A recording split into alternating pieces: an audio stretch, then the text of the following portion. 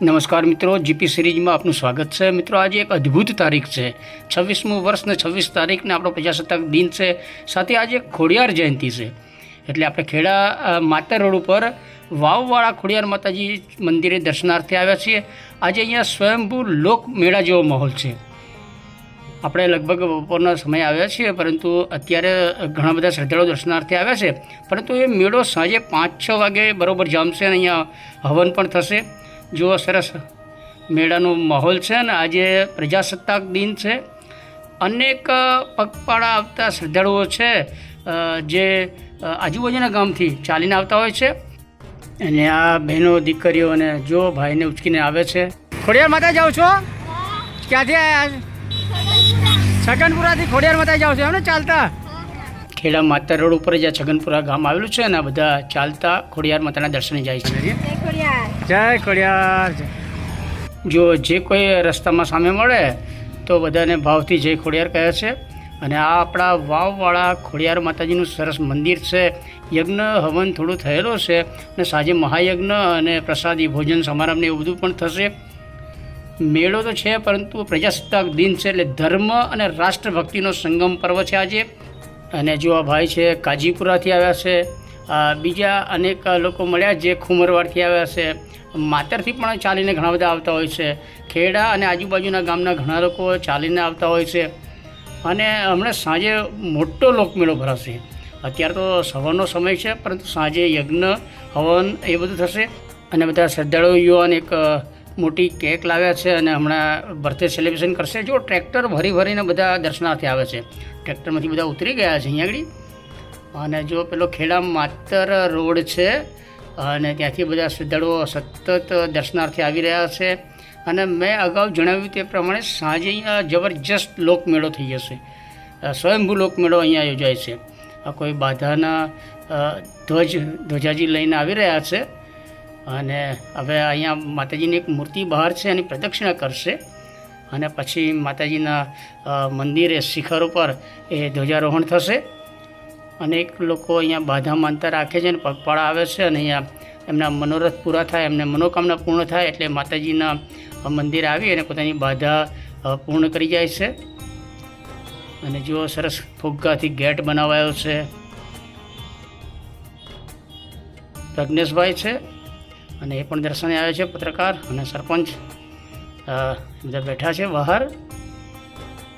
અને તમે જુઓ બહાર ધીરે ધીરે મેળાનું વાતાવરણ જામતું જાય છે ને આપણે પણ દર્શને આવ્યા છે બંને, અને માતાજીને દર્શન કર્યા છે।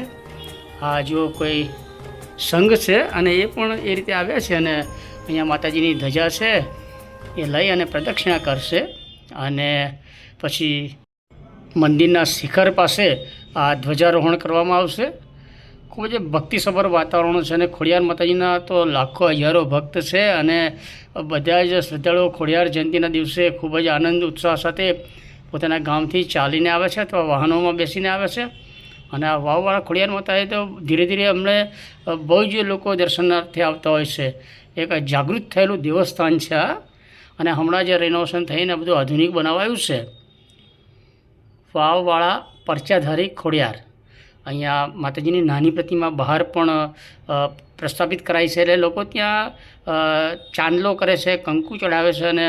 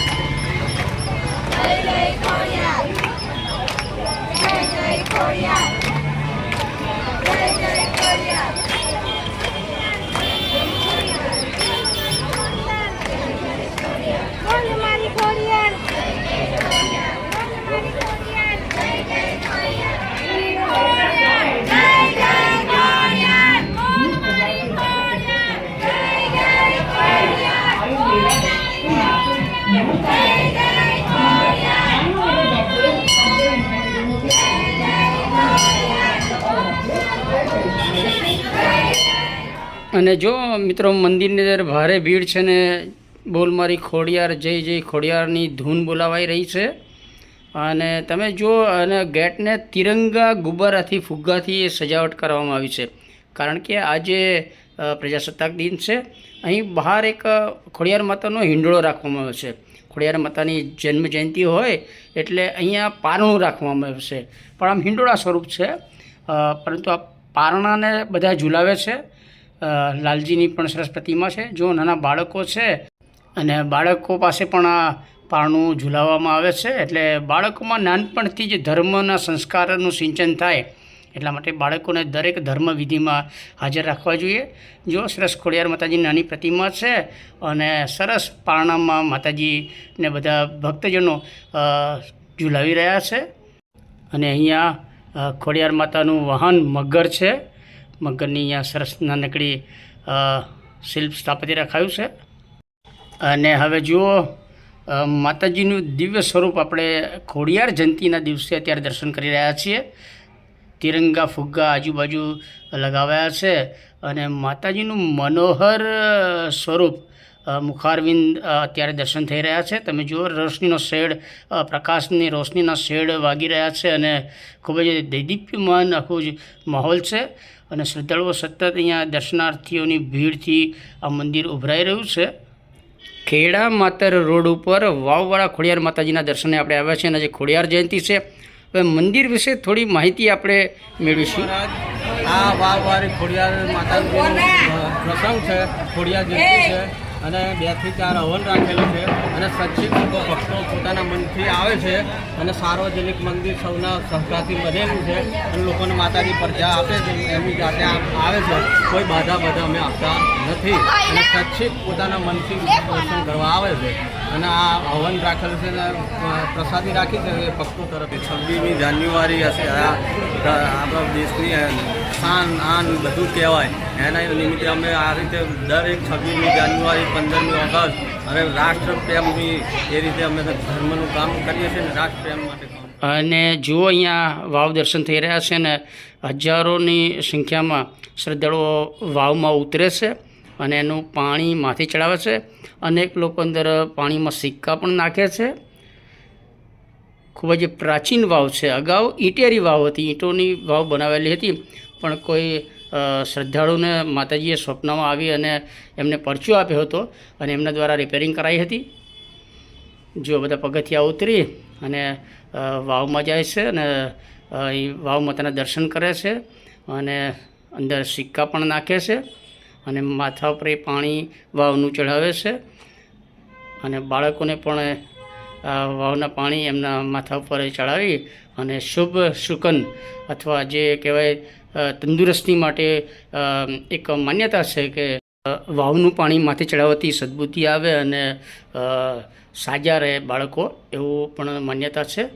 જો નાના બાળકોને લઈ અને બધા દર્શનાર્થી આવે છે અને વાવમાં બધા પગથિયા ઉતરી રહ્યા છે અને વાવમાં સિક્કો નાખે છે, પૈસા નાણું નાખે છે અને દર્શન કરે છે. હવે વાવ વિશે જાણીએ. માતાજીનું આ વાવ છે જૂની અને 1973ની પૂરમાં તૂટી ગયેલી અને માતાજીએ પરચા પૂરી અને એક ભાઈને લંડનમાં સપનું આપ્યું હતું. એમણે વાવ રિપેર કરાવી અને માતાજીને આ વાવમાં પાણી હતું નહીં અને એમને રિપેર કર્યા પછી અંદરથી પાણી એમની આપોઆપ બધું આવ્યું, બધું સાફ સુફી કરી અને જે મંદિરની જૂનું બીજા ભક્તોએ ડેરી બનાવી હતી અને ડેરી પછી આ માતાજીની મૂર્તિ તો જે કાંઈ બધું કર્યું સૌના સાથ સહકારથી લોકોએ દાન હાથે સિમેન્ટથી માતાજીની મંદિરની પ્રતિષ્ઠા. મિત્રો અગાઉ ઈંટેરી વાવ હતી પ્રાચીન સમયે, ત્યારે આપણે થોડા ફોટો ક્લિક કરેલા છે, પણ એ ભવિષ્યમાં આપણે શેર કરીશું. અને તમે અત્યારે જુઓ બધા જ વાવમાં જઈ અને વાવ માતાના દર્શન કરે છે અને પાણી પોતાના માથા પર ચડાવે છે.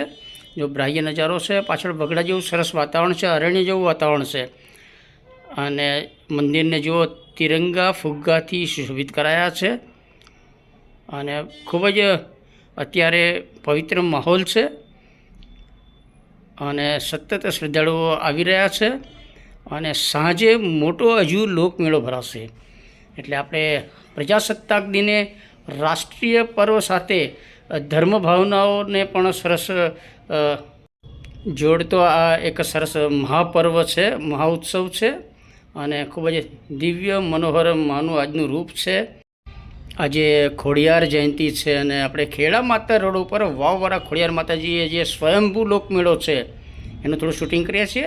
જો મેળામાંથી બધા રમકડા બાળકોને લઈને આપ્યા હોય એ બાળકો ત્યારે રમકડા રમી રહ્યા છે અને ધીરે ધીરે હજુ પણ શ્રદ્ધાળુઓ આવી રહ્યા છે. તમે જુઓ, અને એક ટેણીઓ છે તો એક નાનો રમકડું લાવ્યો છે તો સરસ એ રમકડાથી રમી રહ્યો છે. અહીંયા મેળો એટલે બાળકોની યાદગાર એક મેમોરિયલ, નાનપણની બચપણની યાદો આ મેળા સાથે જોડાયેલી હોય છે.